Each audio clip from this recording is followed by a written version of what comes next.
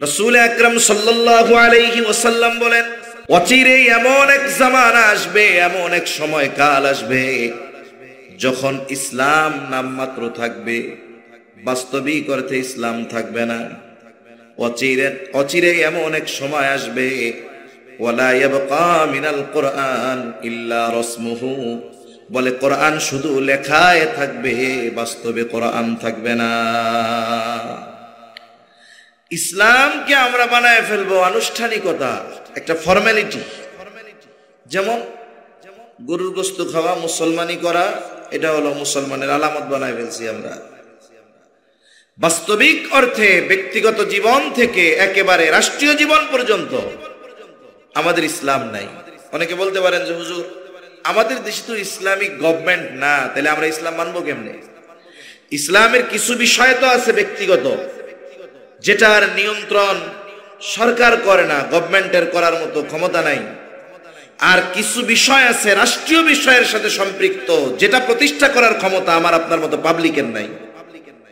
কিছু বিষয় আছে যেটা প্রতিষ্ঠা করার যোগ্যতা আমার নিজের মধ্যে আছে, আর কিছু বিষয় এটা আমি পারবো না, এটা যারা রাষ্ট্রের পরিচালক তারা পারবে। আমি কোনটা পারি? আমি পারি যে ইসলাম আমাকে সুদ খাইতে মানা করছে, আমি খাবো না। বলেন তো এটা আমি পারি কি পারি না? জোরে বলেন, পারি কি পারি না? ইসলাম আমাকে বলছে চোখের গুনাহ করবা না, জবানের গুনাহ করবা না, মিথ্যা কথা বলবা না, আমানতের খেয়ানত করবা না, অন্যের সম্পদ মেরে খাবা না। বলেন তো এইগুলো আমি আপনি করতে পারি কি পারি না? ইসলাম আমাকে বলছে পর্দায় চলবা, তোমার অধীনস্থ যারা আছে তাদেরকে দ্বীনের উপরে চালাইবা, তোমার স্ত্রী কন্যাদেরকে দ্বীনের উপরে চালাইবা, দ্বীন শেখাবা, সন্তানদের দ্বীন শেখাবা। বলেন তো এটার নিয়ন্ত্রণ সরকার করে নাকি আমার করার ক্ষমতা আছে? তার মানে রাষ্ট্রীয়ভাবে ইসলাম প্রতিষ্ঠা এক পাশে রাখেন, আমি আপনি নিজে যতটুকু ইসলাম মানার ক্ষমতা রাখি ততটুকু আমি আপনি ইসলাম মানি না। এটা আমি হুজুর থেকে নিয়ে সাধারণ সব মুসলমানদের মধ্যে যদি হিসাব করা হয়, 100 জনের মধ্যে একজন ব্যক্তিগত জীবনে যেই বিষয়গুলো আমল করা সম্ভব এগুলো আমরা করি না। তাহলে রাষ্ট্রীয় বিষয়টা তো পরে থাকলো, কারণ প্রজা যেমন আল্লাহ তাআলা ওই প্রজার জন্য ওইরকম রাজা পাঠায় দেয়, আমরা যেমন আমাদের জন্য শাসক ওরকম আল্লাহ পাঠাবে, স্বাভাবিক বিষয়। এজন্য আমাদের কি উচিত? কমপক্ষে আমার যেই তৌফিকটুকু আছে ব্যক্তিগত জীবনে ইসলাম প্রতিষ্ঠা করা, যে আমি আমার ঈমানকে পাকাপোক্ত করব, আমি আমার ব্যক্তিগত আমলগুলোকে কখনো ছেড়ে দিব না, নামাজ ছাড়বো না, রোজা ছাড়বো না, হজ ফরজ হলে হজ ছাড়বো না, যাকাত ছাড়বো না, অন্যান্য আখলাক সম্পৃক্ত যত বিষয়গুলো আছে, আমানতদারিতা, সত্যবাদিতা, ন্যায়পরায়ণতা, অন্যের হকের ব্যাপারে সচেতনতা, এই বিষয়গুলো আমি করব। এগুলো যদি আমি না করি তাহলে কিয়ামতে আল্লাহর আদালতে বাঁচার কোনো উপায় নাই। আর রাষ্ট্রীয় বিষয়ের সাথে যেইগুলো সম্পৃক্ত এগুলো আমি আপনি তো ইচ্ছা করলেই পারবো না, সম্ভব। এটার জন্য কি করব? আমি কমপক্ষে আল্লাহর কাছে দোয়া তো করতে পারি, আল্লাহ গোটা পৃথিবীতে আপনি ইসলামী আইন বাস্তবায়ন করার তৌফিক দেন, কোরআন সুন্নাহর আইন গোটা দুনিয়াব্যাপী আপনি বাস্তবায়ন করে দেন। এই দোয়াটা করা আমার জন্য দায়িত্ব। কিয়ামতে তাহলে বলতে পারবো, আল্লাহ যদি জিজ্ঞাসা করে যে তুমি নিজে তো দ্বীন মানছো, গোটা দুনিয়াব্যাপী ইসলাম প্রতিষ্ঠার জন্য তুমি কি করছো, কমপক্ষে আমি বলতে পারবো যে আল্লাহ আমার তো ক্ষমতা ছিল না, আমি দোয়া করছিলাম। এজন্য রাসূল সাল্লাল্লাহু আলাইহি ওয়াসাল্লাম বলেন, লা ইয়াবকা মিনাল ইসলাম ইল্লা ইসমুহু, ইসলাম শুধু নামে মাত্র বাকি থাকবে।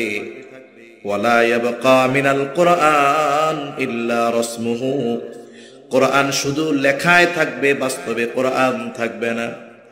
বাস্তবেও এটা আমরা কোরআন পড়ি, কোরআনের তিলাওয়াত সুললিত কণ্ঠে শুনে আবেগ আপ্লুত হয়ে যায়, কিন্তু আমাদের বাস্তবিক বিষয়টা হলো ব্যক্তিগত জীবন থেকে রাষ্ট্রীয় জীবন, কোথাও অধিকাংশ মানুষ আমরা কোরআন মানি না।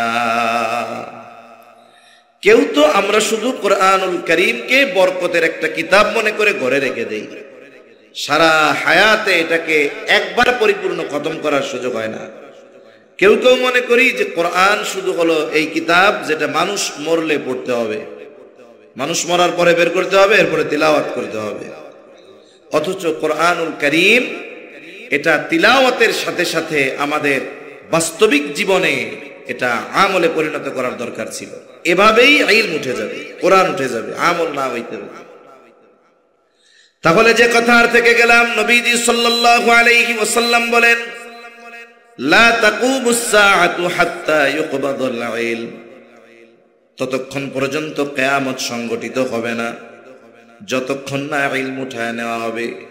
তাহলে ইলম একবারে রাতের বেলায় কোরআনের লেখা, হাদিসের লেখা উঠায় নিয়ে যাওয়া হবে না, বরং আলেমদেরকে উঠায় নেওয়ার মাধ্যমে আল্লাহ তাআলা ইলম উঠায় নিবে।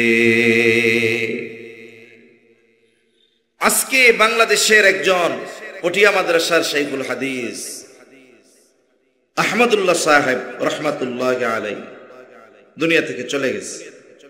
পটিয়া মাদ্রাসার বর্তমান শাইখুল হাদিস, বড় একজন বুজুর্গ আলেম, এই দুনিয়ার অন্যতম একজন ফকিহ, প্রসিদ্ধ ইসলামী স্কলার, আলেমে দ্বীন, মাআরিফুল কোরআনের মুসান্নিফ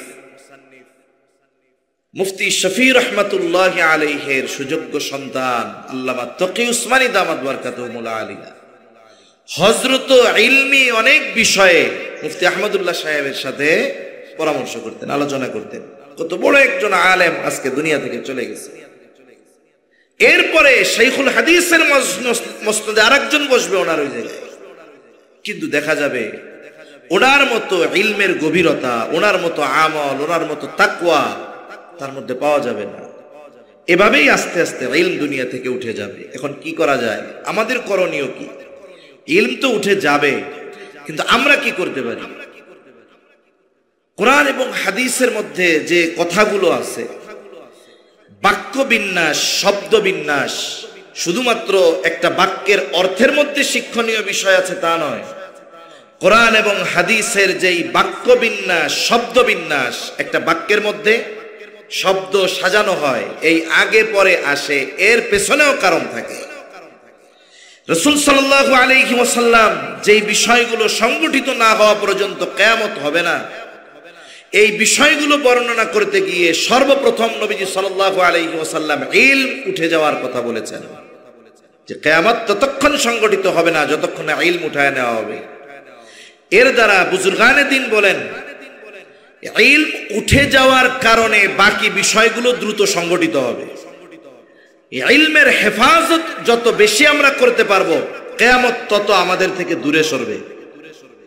ইলমের খেয়ানত যত আমাদের মাধ্যমে হবে, বলে কিয়ামত তত ত্বরান্বিত হবে, নিকটবর্তী হবে। এখন ইলমের হেফাজত আমরা কেমনে করতে পারি? ইলমের হেফাজত হয় আলেমদের মাধ্যমে, মাদ্রাসার মাধ্যমে। ইলমের হেফাজত হয় উলামা ইকরামের মাধ্যমে, দ্বীনি প্রতিষ্ঠানগুলোর মাধ্যমে। এই জন্য ইলম হেফাজতের জন্য মাদ্রাসা দরকার। যত মাদ্রাসা হবে, ইলম অর্জন হবে, আলেম হবে, ফকিহ হবে, তাকওয়াবান ব্যক্তি হবে, আর আমাদের থেকে মুসিবত গুলো তত দূরে সরতে থাকবে। এজন্য কিয়ামত না আসার পেছনে উলামা ইকরাম থাকা দরকার। কারণ উলামা ইকরাম থাকলে ইলম থাকবে, ইলম থাকবে তো আল্লাহ তাআলা কিয়ামত সংগঠিত সহজে করবেন না। তাহলে আমরা তো উলামা ইকরামকে অনেক সময় দুশমন মনে করি, যে এরা মনে হয় আমাকে দুশমন, কিন্তু বাস্তবিক অর্থ হলো মুহাক্কিক আলেমরা যতদিন দুনিয়ায় থাকবেন, ওনাদের কারণে আল্লাহ তাআলা এই ধরনের মুসিবতগুলোকে আমাদের থেকে দূরে সরায় রাখবেন। তার মানে কিয়ামত সংগঠিত দ্রুততার সাথে না হওয়ার অন্যতম এক কারণ হলো উলামা ইকরাম। এজন্য আমাদের উচিত মাদ্রাসাগুলোর হেফাজত করা, আমাদের উচিত উলামা ইকরামের সাথে সুসম্পর্ক বজায় রাখা। এখন তো আলেমদের থেকে আমরা দূরে সরে যাওয়ার চেষ্টা করি, দুশমন মনে করি, অথচ সদর সাহেব হুজুরের সাথে লেগে থাকা অনেক জেনারেল মানুষ আছে, যাদের তাকওয়া, যাদের অবস্থান, যাদের ইবাদত আমল এটা বর্তমান যুগের বড় বড় আলেমদেরকেও লজ্জা দিয়ে দিবে যে একজন সাধারণ মানুষ সোহবতের কারণে সে কোন পর্যায়ে চলে যেতে পারে। এজন্য কিয়ামত নবীজি বলেন ততক্ষণ সংগঠিত হবে না যতক্ষণ না ইলম উঠিয়ে নিয়ে যাওয়া হবে। আর আল্লাহ তাআলা একত্রে দুনিয়া থেকে সকল কোরআন হাদিস উঠায় নিয়ে যাবেন না, বরং আলেমদেরকে উঠায় নিয়ে যাওয়ার মাধ্যমে আল্লাহ তাআলা ইলম উঠায় নিয়ে যাবে। এখন আমাদের কি করণীয়? বলে আমাদের করণীয় হলো দ্বীনি প্রতিষ্ঠানগুলোর ব্যাপারে খেয়াল রাখা, সাথে সাথে উলামায়ে কেরামের সাথে সুসম্পর্ক রাখা। দ্বীনি প্রতিষ্ঠান থাকবে তো দ্বীন থাকবে, দ্বীন থাকবে তো দুনিয়া থাকবে, দ্বীন থাকবে না আল্লাহ রাব্বুল আলামিন দুনিয়াও রাখবে না। তার মানে কি বুঝলাম? আমরা যদি কোটি কোটি কপি কোরআন হাদিস আরো ছাপাই, এটা কিয়ামত না আসার কারণ হবে না। আস্তাগফিরুল্লাহ, আস্তাগফিরুল্লাহ।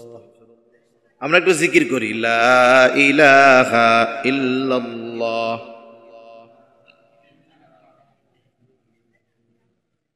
লা ইলাহা ইল্লাল্লাহ, লা ইলাহা ইল্লাল্লাহ,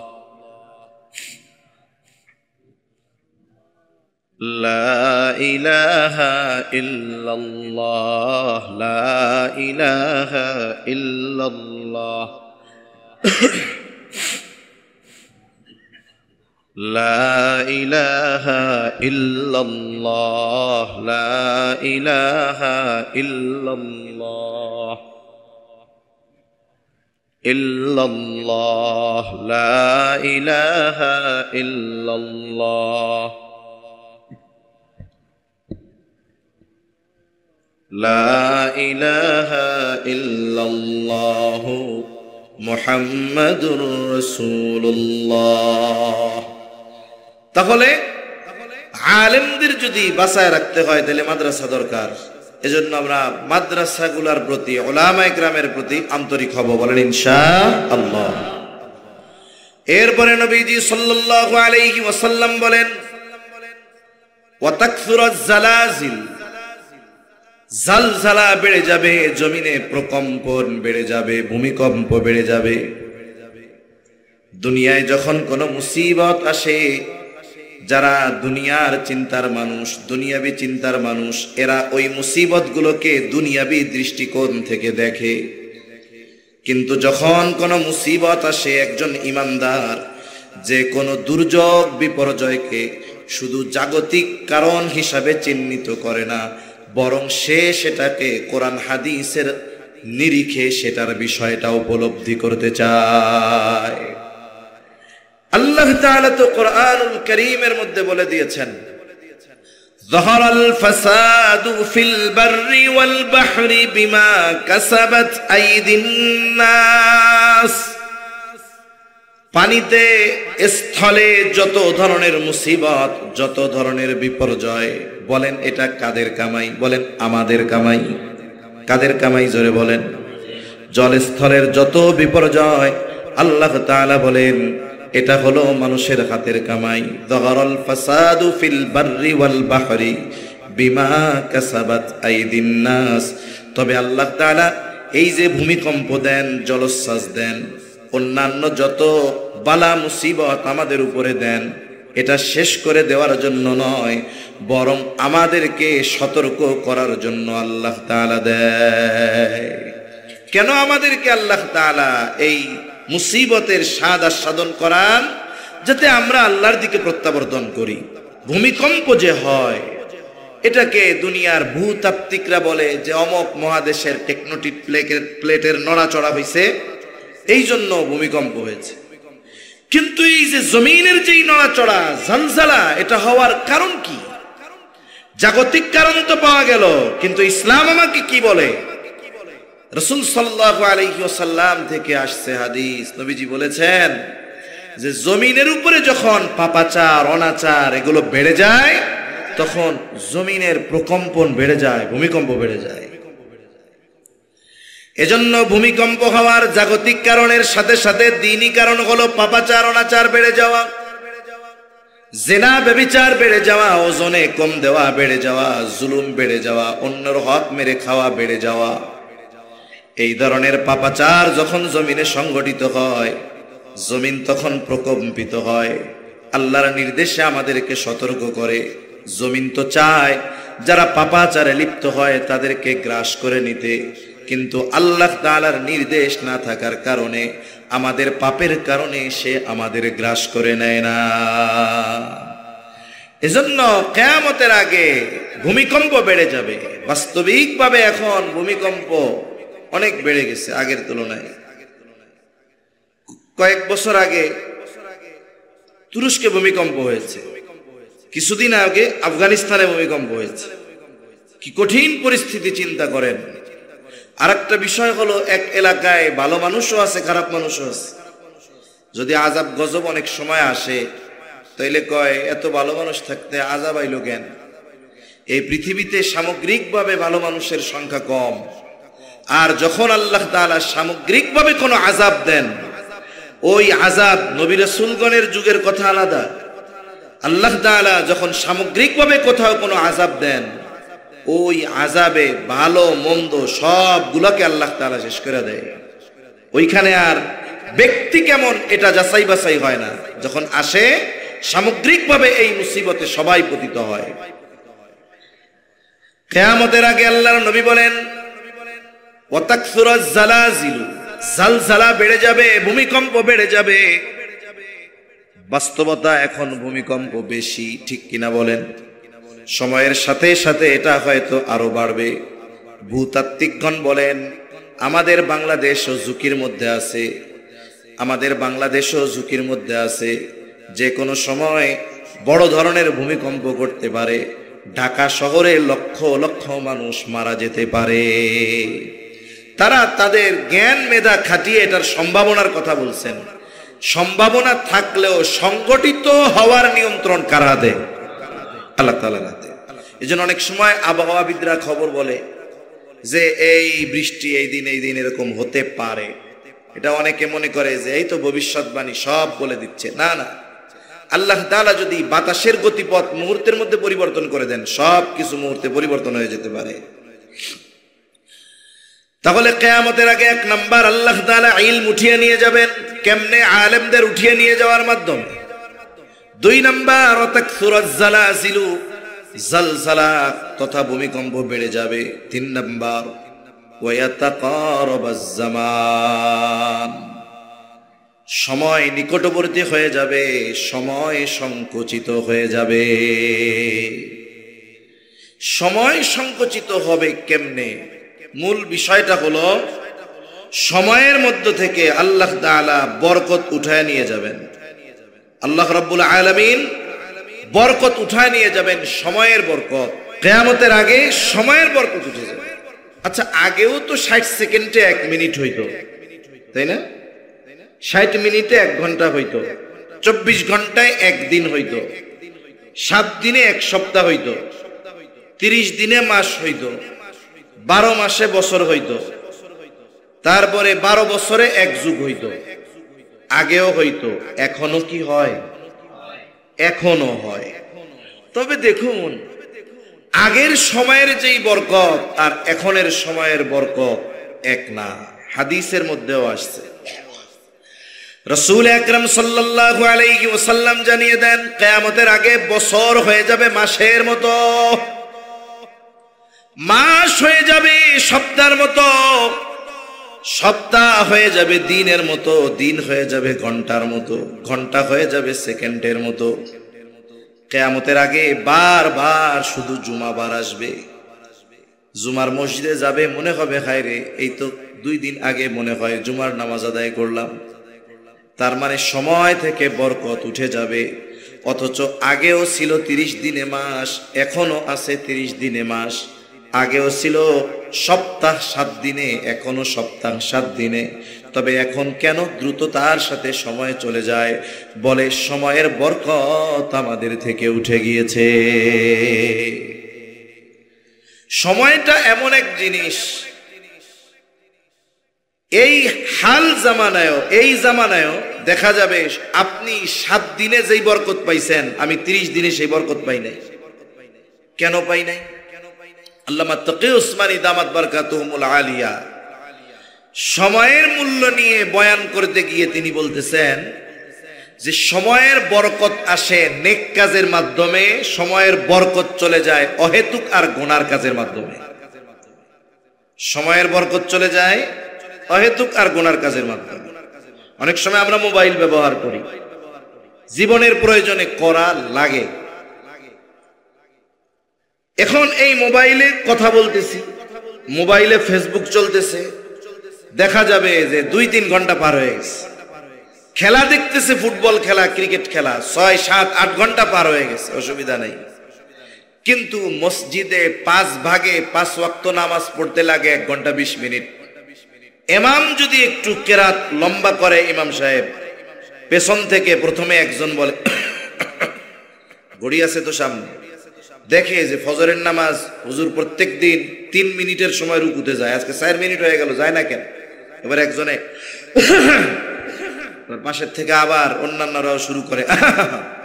ইমাম সাহেব চিন্তা করে, এনাকে যে ব্যায়াম শুরু হয়েছে আর কেরাত শেষ করা যাবে না। আল্লাহু আকবার। জুমার দিন কত কষ্ট করে দৌড়িয়ে এসে ইমামের সাথে কোনো মতে নামাজটা ধরে, সালাম ফেরানোর পর দোয়া দুরুদ, দোয়া এগুলো তো বহুদূর, সুন্নাত বহুদূর, কেমনি দ্রুততার সাথে মসজিদ থেকে বার হবে এই পেরেশানি, মনে হয় যে মসজিদটা জেলখানার মতো। অথচ ওই ব্যক্তি ওখান থেকে বের হয়ে চায়ের দোকানে 4 ঘন্টা টানা সময় কাটায়, তার বিরক্তি লাগে না? আছে না নাই? এজন্য সময়ের বরকত পাওয়া যাবে কখন?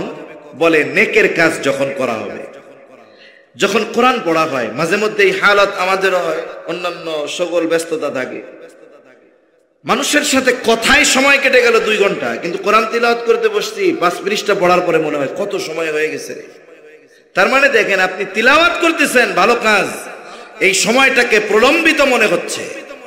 আবার অহেতুক কাজ করা হচ্ছে, কথা বলা হচ্ছে প্রয়োজন ছাড়া, চায়ের দোকানে বসে মনে হচ্ছে মুহূর্তের ভিতরে সময়টা চলে গেল। এজন্য কিয়ামতের আগে এখন বলেন তো, এই জামানায় নেকের কাজ বেশি নাকি অহেতুক গুনার কাজ বেশি? অহেতুক গুনার কাজ বেশি, এই জন্য সময়ের বরকত কম। সময় হলো এমন এক জিনিস, এটা যদি কোনো ব্যক্তি নিজে চেষ্টা করে সময়কে সে প্রলম্বিত করতে পারবে। আমাদের বুজুর্গানে দিন, আমাদের উলামায়ে কেরাম, আমাদের আকাবিরিন যারা ছিলেন, সময়ের বরকত তাদের কত ছিল। এখন কত আধুনিক জামানা না, মানুষ এখন যদি কোনো কিছু লিখতে চায় হাত দিয়েও লেখা লাগে না। এখন মানুষ লিখতে চাইলে শুধু যদি মুখ দিয়ে বলে, মোবাইলে অটোমেটিক তার বলা কথাগুলো টাইপ হয়ে যায়, কত দ্রুততার সাথে সে লিখতে পারে। অথচ সদর সাহেব হুজুর রহমাতুল্লাহি আলাইহি কত বই লিখে গেছে, উনি যেগুলো লিখে গেছে লেখার সময় পাইছে, কম্পিউটার ছিল না, টাইপিং এর কিছু ছিল না, এত ভালো বল পেন ছিল না, ভয়েস তো এগুলো কল্পনার বাইরে। অথচ যা লিখে গেছে উনি সময় ব্যয় করে, ওগুলো সময় ব্যয় করে পড়ার মতো সময় আমাদের হয় নাই। কেন? সময়ের বরকত আমাদের থেকে চলে গেছে। এজন্য যারা নেকের কাজে সময় অতিবাহিত করে তাদের সময়ের মধ্যে আল্লাহ বরকত দিয়ে দেয়, আর যারা গুনার কাজের মধ্যে সময় অতিবাহিত করে তাদের সময়টা সংকুচিত হয়ে যায়। কিয়ামতের আগে যেহেতু অহেতুক কাজ বেশি, কথা বেশি, কর্ম বেশি, আমল বেশি, এই জন্য কিয়ামতের আগে আল্লাহ রাব্বুল আলামিন সময়কে সংকুচিত করে দিবেন। ওয়াতাকারাবাজ জামান, সময় সংকুচিত হয়ে যাবে। এরপরে নবীজি সাল্লাল্লাহু আলাইহি ওয়াসাল্লাম বলেন, ওয়াতাযহারাল ফিতান, কিয়ামতের আগে ফিতনা প্রকাশ পাবে, তথা দাজ্জালের ফিতনা এখানে উদ্দেশ্য। দাজ্জালের ফিতনা সহ বড় বড় আরো অনেক ফিতনা কিয়ামতের আগে প্রকাশিত হবে। সর্বশেষ দাজ্জালের আগমন না হওয়া পর্যন্ত কিয়ামত সংগঠিত হবে না। দাজ্জাল আসবে, এ ব্যাপারে কোনো সন্দেহ নাই। দুনিয়ার মধ্যে কিছু ভ্রান্ত মতবাদের লোক আছে। রাসূল আকরাম সাল্লাল্লাহু আলাইহি ওয়াসাল্লাম দাজ্জালের বর্ণনা যেভাবে দিয়েছেন সেটাকে তারা নিজেদের মতো ব্যাখ্যা করে এই প্রযুক্তি সভ্যতাকে তারা দাজ্জাল বলে অভিহিত করতেছে, বলে এই প্রযুক্তি এই সভ্যতা এটাই দাজ্জাল। তাদের কথার আংশিক যদি আমরা সত্য ধরে নিই, একটা হলো যে কোনো বিষয় আসার আগে, যে কোনো বড় ব্যক্তি আসার আগে ওই জায়গার পরিবেশ আগে তৈরি করতে হয়। মনে করেন একটা মাহফিল হবে, ভালো কাজ দিয়েই উদাহরণ দেই, একটা দিনই আয়োজন হবে, এখানে আজকের প্রধান আলোচক আমাদের গোপালগঞ্জের কৃতি সন্তান আলহাজ মাওলানা নাসিরউদ্দিন সাহেব হুজুর আসবেন, সাথে সাথে ইতিমধ্যে আমার বন্ধুবর ভাই মুফতি উবাইদুর রহমান হুজাইফি হাফিজাউল্লাহ হযরত চলে আসছে। আমি তো মাগরিবের পরে করার কথা ছিল, গড়ে এখন উনার গুলাই খাইতেছি, সময় আর কি, আমি উনি আসলেই আমি শেষ করে দিব অল্প সময়ের মধ্যে। এই যে মাহফিলটা হবে, দ্বীনি আলোচনা হবে, এটার জন্য আগে পরিবেশ তৈরি করা লাগছে। এই পরিবেশটা এই আলোচক বা আলোচনার সাথে সম্পৃক্ত, কিন্তু মূল কি? মূল হলো এই বয়ান হবে, ওলামায়ে কেরাম নসিহত করবেন, এটা হলো মূল। এটার সাথে সম্পৃক্ত বিষয় হলো এই যে সামিয়ানা হইছে, প্রচারণা করা হয়েছে। দাজ্জাল আগমনের প্রেক্ষাপট, বর্তমান প্রযুক্তি সভ্যতা, এগুলো দাজ্জাল আগমনের প্রেক্ষাপটকে তৈরি করে দিচ্ছে, যে সে যেন সহজতার সাথে মানুষের মধ্যে আসতে পারে। সে যখন আসবে, এই দুনিয়ার বড় একটা অংশ তাকে রব বলে স্বীকার করে নিবে, তার পক্ষ অবলম্বন করবে। এইরকম প্রেক্ষাপট যদি তৈরি করে না আসে, হঠাৎ করে যদি সে চলে আসে, তাহলে সে তার উদ্দেশ্য হাসিল করা তার জন্য কঠিন হয়ে যাবে। এজন্য সভ্যতাকে দাজ্জাল বলার কোনো সুযোগ নাই, এটা দাজ্জাল আগমনের প্রেক্ষাপট বলতে পারেন। দাজ্জালের অনুসারী অনুগামী যারা হবে, তারা দাজ্জাল আগমনের ক্ষেত্র অবস্থাকে তৈরি করতেছে। এখন দাজ্জাল চলে আসবে, চলে আসতে পারে যে কোনো সময়। আমাদের করণীয় কি? রাসূল আকরাম সাল্লাল্লাহু আলাইহি ওয়াসাল্লাম আমল শিখিয়ে দিয়েছেন, জুমার দিন সূরা কাহাফ তিলাওয়াতের আমল। যার সম্ভব সে পরিপূর্ণ সূরা কাহাফ তিলাওয়াত করবে, আর যার দ্বারা সম্ভব নয় সে কমপক্ষে প্রথম 10 আয়াত তিলাওয়াত করবে। বলে এই 10 আয়াত যেই ব্যক্তি মুখস্থ করবে, আমল করবে, আল্লাহ তাআলা তাকে দাজ্জালের ফিতনা থেকে হেফাজত করবে। বুজুর্গানে দিন বলেন, যেই আমল দাজ্জালের মতো এই রকম সর্ববৃহৎ ফিতনা থেকে উম্মতকে বাঁচাতে পারে, এই আমল দাজ্জালের চাইতে তার আগমনের আগে যেই ফিতনাগুলো আছে সেগুলো থেকেও এই আমল আশা করা যায়, আমলের কারণে আল্লাহ তাআলা তার বান্দাকে হেফাজত করবে। এজন্য আমাদের কি করা দরকার? বলে শ্বাস প্রশ্বাস জীবনের জন্য জরুরি, বেঁচে থাকার জন্য জরুরি। না খেয়ে বেশ কয়েকদিন বেঁচে থাকা যায়, হায়াত যদি থাকে, আল্লাহ তাআলার নিজাম যেটা। কিন্তু শ্বাস নেওয়া বা ছাড়া ব্যতীত কেউ আছেন 5 মিনিট বেঁচে থাকার গ্যারান্টি দিবেন? আমরা কেউ দিতে পারবো না। তাহলে জীবনের জন্য খাবারের চাইতে অক্সিজেন বেশি জরুরি, ঠিক কিনা? ফল এই শ্বাস প্রশ্বাস আমার আপনার জীবনের জন্য যেমন জরুরি, সকল ধরনের ফিতনা থেকে বেঁচে থাকার জন্য, দাজ্জালের ফিতনা থেকে বাঁচার জন্য সূরা কাহাফের আমলটাকেও আমাদের এরকম জরুরি বানানো দরকার।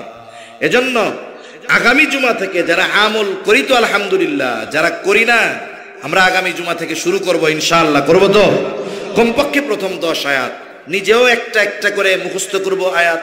আমার ঘরের যারা আছে তাদেরকেও একটা একটা করে আস্তে আস্তে বলবো যে এটা মুখস্থ করে ফেলো। প্রথমে কমপক্ষে 10 আয়াত পড়ো, এটা মুখস্থ করো। যদি ব্যস্ততা না থাকে তাহলে পরিপূর্ণটা তিলাওয়াত করো।